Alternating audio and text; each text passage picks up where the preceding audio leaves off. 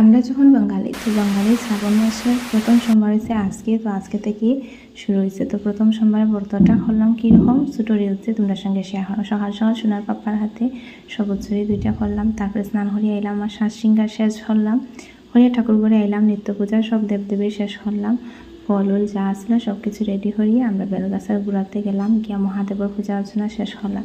আমরা ঘরে দুধ নাই, ওই কারণে গঙ্গা জল, ঘি, মধু যা যা লাগে ওইগুলা দিয়ে মহাদেবের সুন্দর করে স্নান করাইয়া ফল ভোগ নিবেদন করলাম। নিবেদন করিয়া থালি রেডি করিয়া আমরা পাশের সামনে যেটা আছে মন্দির, কালী মন্দির, ওইখানে গেলাম। তোমরা লাগা বসার দাদা বৌদি তারাও আইসুন, একসঙ্গে পূজা করলাম।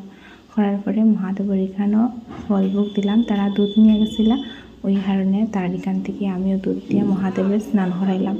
তারপরে স্নান করানোর পরে এখানে ফল ভোগ নিবেদন করিয়া ধূপধুনা দেখাইয়া এখান থেকে আই গেছি, সবের প্রসাদ পাঠিয়ে দিলাম। তারপরে ঘরে আইয়া যে আসিলা সবের প্রসাদ দিয়া আজকের সোমবারের মিনি ব্লগটা এখানে শেষ হলো। কীরকম